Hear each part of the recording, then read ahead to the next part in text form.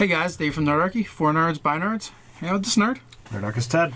And today we want to welcome you back for another edition of our Middle-earth Player's Guide review. And today we're talking about the gear.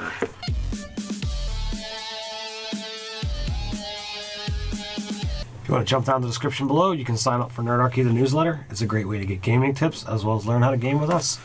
So first off, I want to say, I can't believe how much there's to talk about in this section. It's not like a huge section, and I'm like, there's going to be charts and stuff going on, but there is actually quite a bit to talk about. And right from the beginning, it starts off with your standard of living, where some earlier parts of the book, they bring up standard of living. It determines your starting gear. But actually, as you delve deeper into the setting and the campaign world, it's not only that, it's also your status in life and how others will perceive you. As well as what you find as an acceptable way of life. If you're, was it frugal? If you're frugal, that means, all right, you can get by with just about anything, and you're... Well, there's poor and then frugal. Right, well... You can actually be more... I actually don't think you can start off as poor. I'm not saying... I would have to go back through and look at the cultures, but they add it, so I almost feel like it's in there somewhere. Right. So, like, frugal, I believe, is like the baseline for a lot of things. And it's got a cost in here of standards of living costs for a year. And it's 3 gold for frugal. So that means you can get by living for an entire year off of 3 gold. It's not bad. It's but it's like 3 times what you do as poor. A gold piece for the year gets you by. Right. So it gives you a breakdown, and it talks what each of these levels mean. And as I said, it gives you the gold cost. Now, mind you, rich, which is the top, is only 24 gold for the year. So it's not an astronomical difference. Also worth mentioning, too, is they go over the gold and money exchange, which is slightly different than 5th edition Dungeons & Dragons. They use a different one. And you have gold pieces, you have silver pennies, and you also have copper coins. And more than most things are going to be put in silver pennies, and they actually, even the equipment section where they can convert up the gold, they don't. They keep it as silver for the most part. And 1 gold piece is 20 silver pieces. 1 silver piece is 12 copper coins, which I found that part a little bit odd. But 12, 20 to 1. Yeah. And then a gold piece is 240 copper coins. Getting real clear, you're not going to be seeing much gold in this game. It's all about the silver. Well, it actually... beyond that, it talks in the book that it is only through, like, Smaug's destruction that coins have essentially re-entered the world. Prior to Smaug, everything was done usually with barter. In not only, I've got this goods, you've got that goods, we trade, but you've got a thing, I want it. I don't have anything of value. I can trade you service. So I'll go chop your wood, and you can let me stay in your house tonight. So like that kind of system, I thought was pretty interesting as well. Yeah. So there's a little bit there before we even get into the gear. But now getting into the gear, I want to say one of the things that I really enjoyed and thought was cool was the revised armor system. Well, it's a little bit revised. They reflavored stuff. It's still the same system as 5th edition Dungeons & Dragons. They just renamed the armor. And because what they did is said, well, we're not going to use any kind of armor that was not mentioned in any of the Tolkien stuff. So it's been renamed. Like, you don't see plate mail in here. They added another shield option. But everything else kind of has a... Well... correlation. While you do see the characters in the Lord of the Rings movies in what could clearly be plate mail, in here you've got heavy mail, but it's capped at 16, and that's the biggest armor class armor that's out there. Right. So, but you can put a pretty hefty shield on, which actually gives you the same armor class, because they added the great shield to it, is double the armor class of a regular shield. So at first, I've been reading, as we're reading stuff, and I hadn't really been peeking forward. I was like, oh, they have a great shield. That's cool. So they have something a little bit bigger. But when you read it, it's almost a tower shield, but not quite. Right. So it's huge and round or barrel shaped. These shields carried in battle by the sturdiest of warriors and are considered too cumbersome and unwieldy by many. Great shields can only be used by size medium or larger warriors, and it actually does have a strength requirement. It does give you disadvantage on stealth. yeah, it's pretty cool. I don't think I'd want to allow something like this into a standard 5th edition game because I feel that Combined with plate mail. yeah, like it's built with this system in mind, and since there isn't an 18 armor class armor in the game, this is your counterbalance for that. It fits nicely. Right. You have, a leather jerkin, leather corselet. You have hide, corselet of mail, scale hauberk, ring mail, heavy mail, shield, great shield. So it's not a long list. Just go through it real quick. Now the cool thing is they go into weapons, Yes. and they've added some new weapons that really make me happy. I don't know how you felt about I it. love the weapons section because they added a bunch of heavy, big damage weapons. Yes. It is what I actually like. So you've got the great spear, you've got the heavy scimitar, you've got the mattock. Like, Now I want to say the great spear. I've reflavored the pike a couple times as a great spear. right.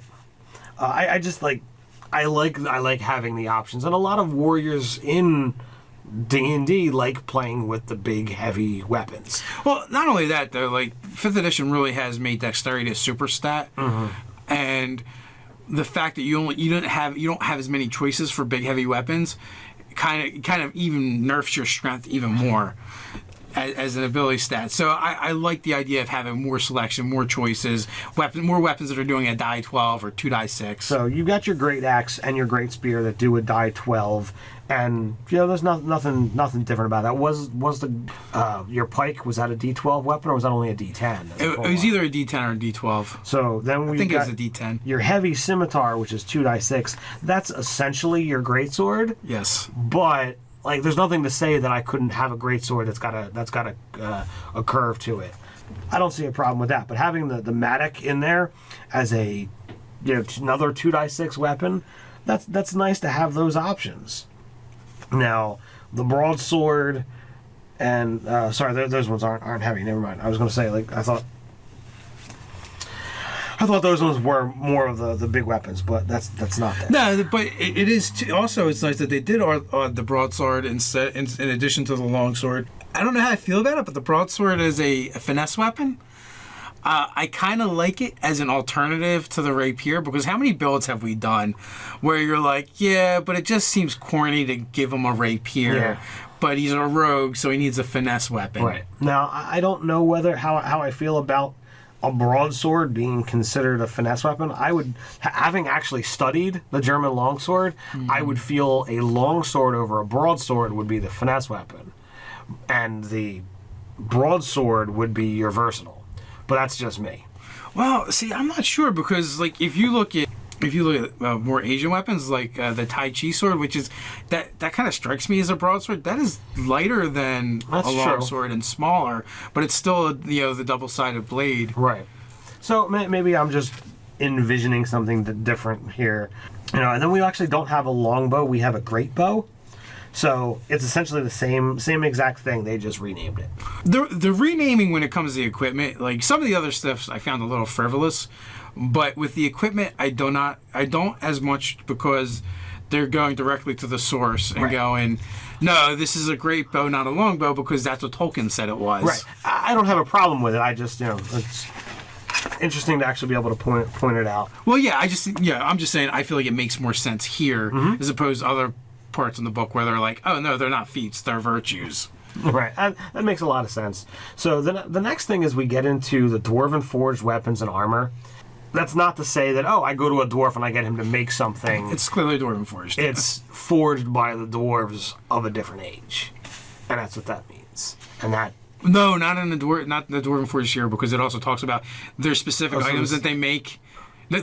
What you're talking about is accurate, because they have the Dwarven... So there's literally 2 sections of Dwarven forged? Yes, there's the Dwarven forged that, basically it's like getting something made with masterwork, because it talks about in that section, like, here's the things that they generally make. If you want them to make something else, you're going to have to convince them. When it was talking about armor, there's like certain armors they just won't make. Like you cannot pay a dwarf enough. You could hold his family hostage and try and ransom them. He will let them die. He's not making that. So, yeah, it says, since agreeing to make such weapons could in Dwarven social circles reflect back on the smith, the character will have to have enough reputation to make it worth the smith's while, along with several additional gold pieces to persuade him. I know when you get to armor, you'll see that he just actually will not make certain things. Yeah, I think what it is they'll only make like heavy mail or something along those lines. So it's a suit of Dwarven forged armor causes all critical hits against its wearer to become normal hits. That's the other interesting thing about this section is the gear in this campaign setting. A lot of it is almost like magic items would be in traditional 5th edition Dungeons and Dragons. Right. Now, in a world that magic items don't necessarily exist, it's a way to have situations where it's like, all right, this is clearly better, and they don't talk about identify and detect magic. You've got things that are of a different age or made in such a way that it bestows properties. Yeah, they never really come out and say it's like magic. Right. It's it's an heirloom or it's a something or other. It's from a different age.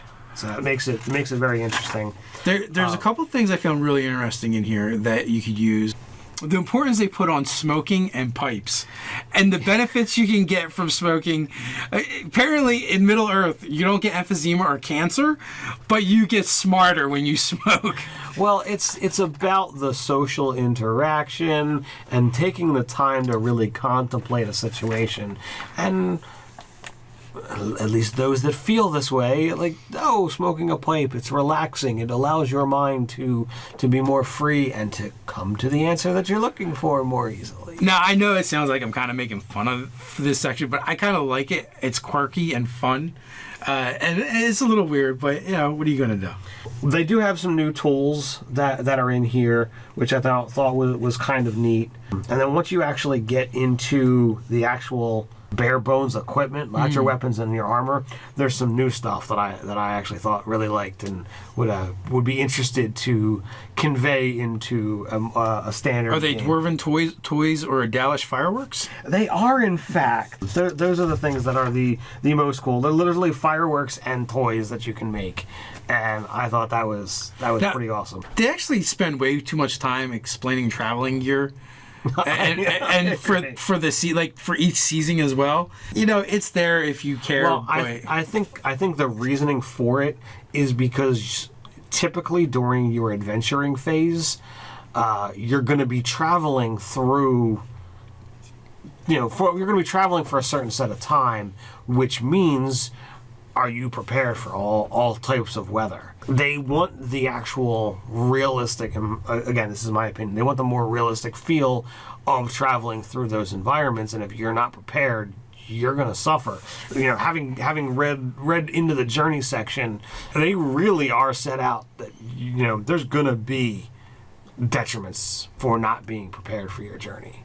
So. I guess, or it's maybe just 6 wasted paragraphs. I don't know, but it's either way, guys. It's there if you want it. It's there. A lot of times in our games, just say, hey, you got the, you know how to travel. You have what you need, or you could write down winter clothes, not winter clothes.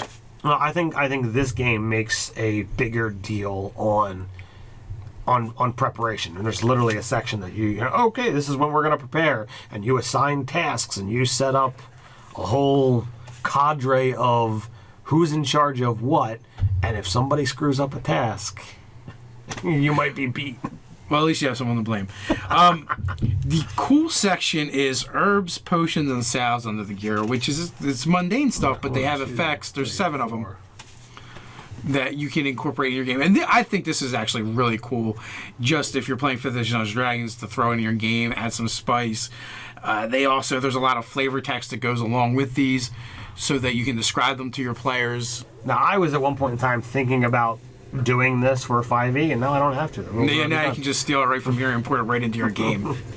Again, we get a whole huge section on pipe and pipeweed. All of this is all about smoking. Going back to the herb section as well, that is stuff that they have varying effects. Everything from combat enhancers, essentially, to healing effects. Right. So it's not, it might not be what you would expect in that section. It's a little broader. Right. So next we get into what they refer to as cultural heirlooms, which this is what everyone would consider as magic items. And I feel like the equipment section from start to finish is the most useful for any of the 5e fans that are out there, because short of the Great Shield, I think everything else could be ported over into a 5th edition Right, game. and depending on what kind of game you're playing, even the Great Shield, I mean, if you don't care that much about it. If you're not as concerned, you might want to just double check what the gold cost should be in your world versus what's in here, because as we said, I think that goes for probably everything. Yeah, in here, because I think in here everything's silver. It might be less expensive, so you might have to fiddle with those numbers. But for the most part, yes, this is by far one of the most useful sections that we've come across so far. So once you get into, again, the heirlooms, which is the magic item section, there's things that offer small little things or things that are pretty darn powerful. Yeah, everything from essentially this is a +1 weapon that gives you a bonus to hit and damage to, not only does it do that on a crit, you do extra damage. Right. Or certain circumstances, you do extra damage. Against certain foes, you do extra damage. So there's a lot of that. Also, there's a virtue that you can take that actually gives you access to these. So there's also a way to get heirlooms as well, mechanically. Right, and you can even, I believe a lot of the races have the ability to have a virtue in the beginning, so you could get one of these heirlooms at the start of the gameplay. Yes, and some of them are pretty strong, so that could be a bit of a changer. Now there are some things like, if you're the Dunedain, the heirloom of the Elder Days, you must be an 8th level character to take this cultural reward. So you couldn't start off the game with that. Yeah, I think that's the only one that I can think of off the top of my head that had a restriction. Mm-hmm. But most of them you can take whenever either your GM inserts them into the game or you take that virtue. But they're definitely there. They have all kinds of. They basically have an heirloom section for every culture. For every culture, and you as the GM, you can have them be rewards that are handed specifically to a certain player. The character can take the virtue to be able to gain access to it, and somehow they're rewarded it. Whether it's between sessions, it's bestowed upon you because you took the feat, or whether you want to go in a different direction and just put it out as treasure, and then anybody could pick it up. Well, I think some of the things that are here, like it's like these are the things that are named. We don't have all that much left to do in the. But I'm sure there's got to be a treasure section, reward section. For the campaign. I can't imagine there isn't, but I could be wrong. We'll have to get there and see. Hopefully, you can add this review to all the other ones we have done so far, and it will help you make a decision whether this is something you want to play or add to your 5th edition Dungeons & Dragons game or not. Let us know down in the comments below what you think. While you're at it, like, share, and subscribe. You can check out all of our social media links down below. So until next time, stay nerdy.